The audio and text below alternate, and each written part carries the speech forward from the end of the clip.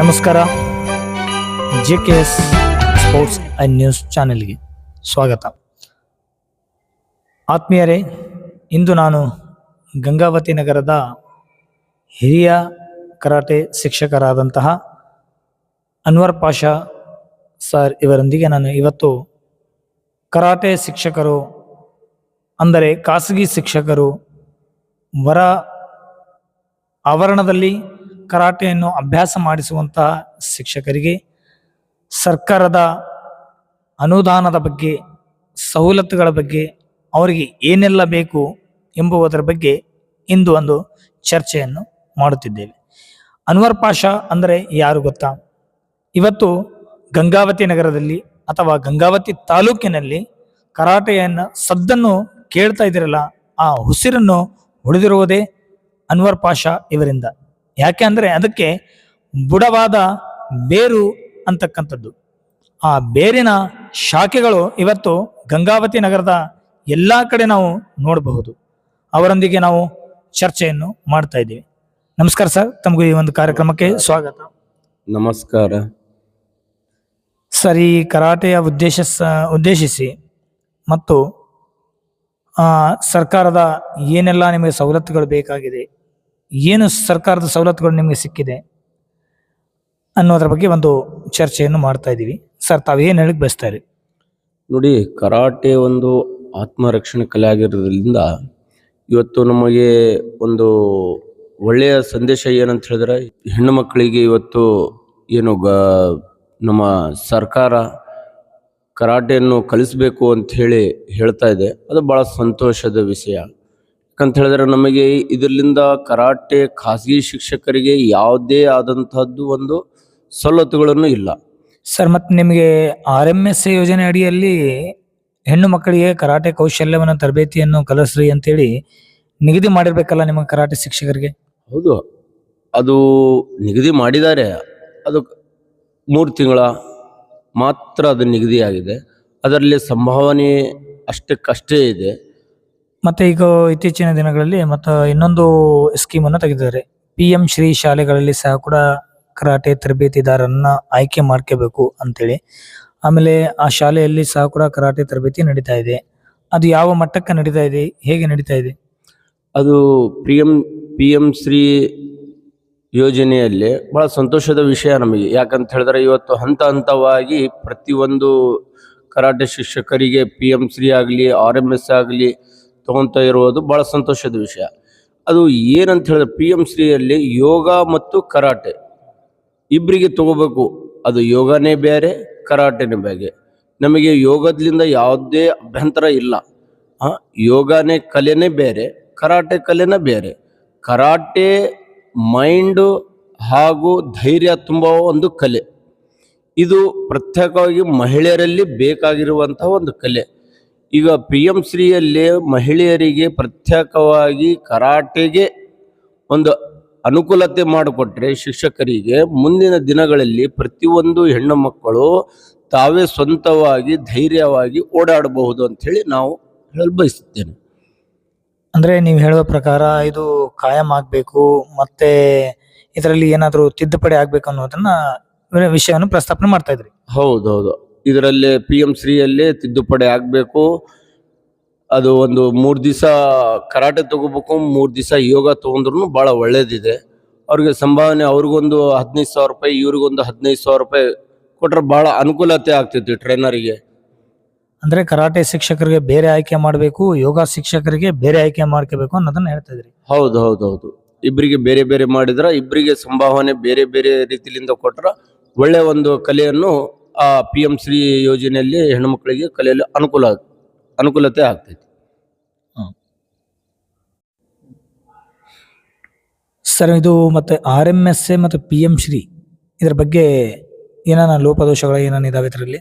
ಹೌದು, ಭಾಳಷ್ಟು ಲೋಪದೋಷಗಳನ್ನದಾವೆ. ಯಾಕಂತ ಹೇಳಿದ್ರೆ ಈಗ RMS ಯೋಜನೆ ಅಡಿಯಲ್ಲಿ ಬಂದಾಗ ಮಾತ್ರ ನಮ್ಮ ತಾಲೂಕಿನ ಹಿರಿಯ ತಾಲೂಕು ಆಗಲಿ ಜಿಲ್ಲಾ ಆಗಲಿ ಹಿರಿಯ ತರಬೇತಿದಾರರನ್ನು ಆಯ್ಕೆ ಮಾಡಿ ನಂತರ ತಾಲೂಕಿನ BO ಹಾಗೂ ಜಿಲ್ಲಾ ಕ್ಷೇತ್ರ ಶಿಕ್ಷಣಾಧಿಕಾರಿಗಳ ಅವರ ಸಮ್ಮುಖದಲ್ಲೇ ಆಯ್ಕೆ ಆಗಬೇಕು. ಒಳ್ಳೆಯ ಟ್ರೈನರಿಗೆ ಒಂದು ಅನುಕೂಲತೆ ಮಾಡಿಕೊಡೋದಕ್ಕೆ ಒಂದು ಅನುಕೂಲತೆ ಆಗ್ತೈತೆ ಅಂತ ಹೇಳಿ ಹೇಳ್ತೀನಿ ನಾನು. ಅಂದ್ರೆ ಸ್ಥಳೀಯ ಹಿರಿಯ ಶಿಕ್ಷಕರು ಮತ್ತು BO ಅವರ ಸಮ್ಮುಖದಲ್ಲಿ DDP ಅವರ ಸಮ್ಮುಖದಲ್ಲಿ ಈ ಎಲ್ಲಾ ಶಿಕ್ಷಕರನ್ನ ಆಯ್ಕೆ ಮಾಡಬೇಕು. ಗಂಗಾವತಿ ನಗರದಲ್ಲಿ ನಾವು ಕಣ್ಮುಂದೆ ನೋಡ್ತಾ ಇದೀವಿ ಅಂತ ಹೇಳಿದ್ರು ಅದರಲ್ಲೇ ಹೆಣ್ಣು ಮಕ್ಕಳಿಗೆ ಮೊದಲನೇ ಆದ್ಯತೆ ಅಂತ ಹೇಳಿ ಇದೆ. ಇವತ್ತು ಹೆಣ್ಣು ಮಕ್ಕಳಿಗೆ ಆದ್ಯತೆ ಒಳ್ಳೇದು, ಬೇಡ ಅಂತ ಹೇಳ್ತಾ ಇರಂಗಿಲ್ಲ. ಅವರು ಒಳ್ಳೆಯ ಒಂದು ಟ್ರೈನರ್ ಆಗಿರಬೇಕು. ಅವ್ರು ಒಳ್ಳೆ ಟ್ರೈನರ್ ಆತಂದ್ರೆ ಕೊಟ್ರೆ ಭಾಳ ಒಳ್ಳೇದು ಅವ್ರಿಗೆ. ಎದಕ್ಕಂದ್ರೆ ಕಲಿಸೋದಕ್ಕೆ ಅವ್ರಿಗೂ ಅನುಕೂಲತೆ ಆಗ್ತೈತಿ.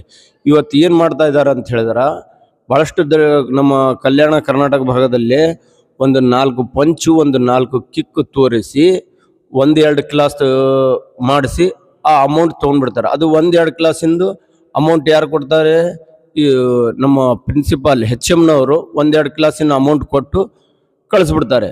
ಒಂದು 8 ಫೋಟೋ ತೊಗೊಂಡ್ಬಿಡ್ತಾರೆ 1-2 ದಿವಸ ಕ್ಲಾಸ್ನಲ್ಲೇ. ಅವ್ರಿಗೆ ಸರಿಯಾಗಿ ನಿಂದ್ರಕ್ಕೂ ಬರೋಂಗಿಲ್ಲ, ಸರಿಯಾಗಿ ಪಂಚನೂ ಕಲಿಸಿರಂಗಿಲ್ಲ.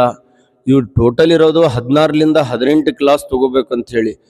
ಆ 18 ಕ್ಲಾಸ್ ಯಾವ ಒಂದು ಶಾಲೆಯಲ್ಲಿ ಆಗಿರಂಗಿಲ್ಲ. ಇದರಲ್ಲಿ ಇನ್ವಾಲ್ವ್ ನಮ್ಮ ಮಾಸ್ಟರ್ಗಳನ್ನು ಅದಾರೆ ಹಾಗೂ HMಗಳನ್ನು ಇದರಲ್ಲಿ ಇನ್ವಾಲ್ವ್ ಆಗಿ ಇದ್ದಾರೆ ಅಂತ ಹೇಳಿ ಹೇಳ್ತೀನಿ ನಾನು. ಅಂದ್ರೆ ಮಕ್ಕಳಿಗೆ ಸರಿಯಾದ ರೀತಿಯಿಂದ ಕರಾಟೆ ಬೋಧನೆ ಸಿಗ್ತಾ ಇಲ್ಲ. ಸರಿಯಾಗಿ ಬೋಧನೆ ಸಿಗ್ತಾ ಇಲ್ಲ. ಯಾಕೆ ಸಿಗ್ತಾ ಇಲ್ಲ? ಕ್ವಾಲಿಫೈಯರ್ ತರಬೇತಿದಾರರನ್ನು ಆಯ್ಕೆ ಮಾಡ್ತಾ ಇಲ್ಲ. ಮೊದಲಿನ ಮಾತು, ನುರಿತರಂತರ ಒಂದು 18, 15 ವರ್ಷ 20 ವರ್ಷ ನುರಿತಿರ್ಬೇಕು ಇದರಲ್ಲೇ ಕರಾಟೆಯಲ್ಲಿ. ನಾನು 6 ತಿಂಗಳ 8 ತಿಂಗಳದಲ್ಲೇ ಬ್ಲ್ಯಾಕ್ ಬೆಲ್ಟ್ ಕಟ್ಕೊಂಡು ಇವತ್ತು ಈ ಸ್ಕೀಮ್ಗೋಸ್ಕರ ನಮ್ಮ ಕರಾಟೆ ಮಾಸ್ಟರ್ನವರು 6 ತಿಂಗಳಕ್ಕ ಒಂದು ಬ್ಲ್ಯಾಕ್ ಬೆಲ್ಟ್ ಕಟ್ತಾ ಇದ್ದಾರೆ. ಹೆಣ್ಣು ಮಕ್ಕಳಿಗೆ ಸಿಗ್ತಾ ಇದೆಯಲ್ಲ ಸ್ಕೀಮು, ಗಂಡು ಮಕ್ಕಳಿಗೆ ಸಿಗ್ತಾ ಇಲ್ಲ ಅಂಥೇಳಿ.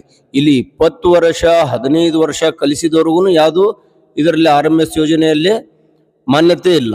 ಹಾಗಾಗಿ ಇವತ್ತು ನಮ್ಮ ಕರಾಟೆ ಮಾಸ್ಟರ್ಗಳನ್ನು ಏನು ಮಾಡ್ತಾ ಇದ್ದಾರೆ? ಹೆಣ್ಮಕ್ಳಿಗೆ ಸಿಗ್ತಾ ಇದೆ ಅಂಥೇಳಿ 6 ತಿಂಗಳ, ಭಾಳ ಅಂತ ಹೇಳಿದ್ರೆ 6 ತಿಂಗಳದಲ್ಲಿ ಬ್ಲ್ಯಾಕ್ ಬೆಲ್ಟ್ ಕಟ್ಬಿಡ್ತಾರೆ. ಒಂದು 4 ಪಂಚು, ಒಂದು 4 ಕಿಕ್ ಕಳಿಸಿ ಅವ್ರಿಗೆ ಬ್ಲ್ಯಾಕ್ ಬೆಲ್ಟ್ ಕಟ್ಟಿ ನಂತರ ಸೀದಾ HMನವ್ರ ತಕ ಹೋಗಿ ಇವ್ರು ಬ್ಲ್ಯಾಕ್ ಬೆಲ್ಟ್ ಕಟ್ಟಿದ್ದಾರೆ ಸರ್, ಇವ್ರಿಗೆ ತೊಗೊಳಕ್ಕೆ ಅನುಕೂಲತೆ ಮಾಡಿಕೊಡಿ.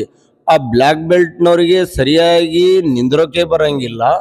ಅವ್ರಿಗೆ ಟ್ರೈನಿಂಗ್ ಯಾವ ಥರ ಕೊಡಬೇಕು ಅನ್ನೋದೂ ಅವ್ರಿಗೆ ಮಾಹಿತಿ ಇರೋಂಗಿಲ್ಲ.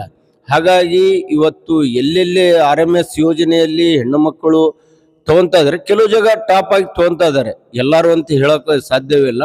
ಕೆಲವು ಮಹಿಳೆಯರು ಚೆನ್ನಾಗಿ ಕ್ವಾಲಿಫೈರ್ ಆಗಿ ಒಂದು 8 ವರ್ಷ 10 ವರ್ಷ ನುರಿತಿರುವಂಥವ್ರಿಗೂ ಸಿಕ್ಕಿದೆ. ಈಗ ನಾನು ಆಲ್ಮೋಸ್ಟ್ ಮೊನ್ನೆ ಓದು RMS ಯೋಜನೆಯಲ್ಲಿ ಹೋಗಿ ಕೆಲವು ಜಾಗದಲ್ಲಿ ಸ್ಕೂಲ್ನಲ್ಲಿ ಹೋಗಿ ನೋಡಿದೆ. ಗ್ವಾಡಿಗೆ ನಿಂತಿದ್ದಾರೆ ಟ್ರೈನರ್, ಗ್ವಾಡಿಗೆ ನಿಂತು ಓನ್ಲಿ ಹೇಳ್ತಾ ಇದ್ದಾರೆ 1 2 3 ಈ ಥರನ ಕಲಿಸೋದು. ಈಗ ನಮ್ಮ ಸರ್ಕಾರ ಯಾತಕ್ಕೋಸ್ಕರ ಮಾಡಿದೆ? ಒಳ್ಳೆ ಒಂದು ಫಿಟ್ನೆಸ್ ಆಗಲಿ, ಹೆಣ್ಮಕ್ಳಲ್ಲಿ ಧೈರ್ಯ ಬರಬೇಕು ಅನ್ನೋಗೋಸ್ಕರ ಈ ಸ್ಕೀಮ್ ತೆಗೆದಿದ್ದು.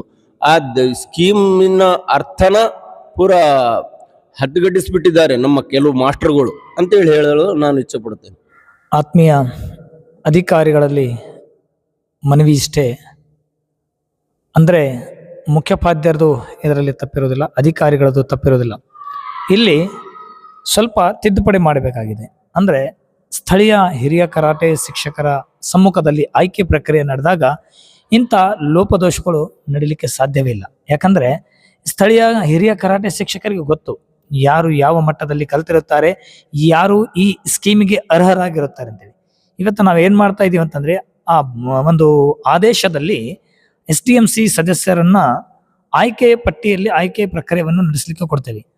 ಆ SDMC ಸದಸ್ಯರಿಗೆ ಪಾಪ ಗೊತ್ತಿರೋದಿಲ್ಲ ಯಾವ ರಂಗದಲ್ಲಿ ಇವ್ರಿಗೆ ಯಾವ ರೀತಿ ಹೆಂಗಿರುತ್ತಾರೆ, ಇವ್ರು ಎಷ್ಟು ಕಲ್ತಿರ್ತಾರೆ ಅನ್ನೋದು. ಸರ್ ಹೇಳಿರೋ ಪ್ರಕಾರ ಇವತ್ತೇನಿದಿಲ್ಲ, ಸರ್ಕಾರ ಇದಕ್ಕೆ ಬದಲಾವಣೆ ಮಾಡಿದ್ರಪ್ಪ ಅಂತಂದ್ರೆ ಎಲ್ಲ ವಿದ್ಯಾರ್ಥಿಗಳಿಗೆ ಸರಿಯಾದ ರೀತಿಯಿಂದ ಕರಾಟೆ ಕೌಶಲ್ಯ ತರಬೇತಿಯನ್ನು ಸಿಗಬಹುದು. ಆದರೆ ಯಾವುದೇ ರೀತಿಯಿಂದನೂ ಲೋಪದೋಷ ಆಗಲಿಕ್ಕೆ ಸಾಧ್ಯವಿಲ್ಲ. ಸರ್ಕಾರ ಹೇಳಿರುವುದು ಒಂದೇ, ಏನಪ್ಪಾ ಅಂತಂದ್ರೆ ಆತ್ಮರಕ್ಷಣೆ ಕಲೆ, ತಮ್ಮನ್ನು ತಾವು ರಕ್ಷಣೆ ಮಾಡ್ಕೋಬೇಕು, ಸ್ವಯಂ ರಕ್ಷಣೆ ಬರಬೇಕು. ಅಂದ್ರೆ ಒಣಕೆ ಓಬುವ ಕಲೆಗಳು ಮತ್ತೆ ವಸತಿ ಶಾಲೆಗಳಲ್ಲಿ ಸಹ ಕೂಡ ಈ ಒಂದು ಟ್ರೈನಿಂಗ್ಗಳು ನಡೀತಾ ಇದೆ.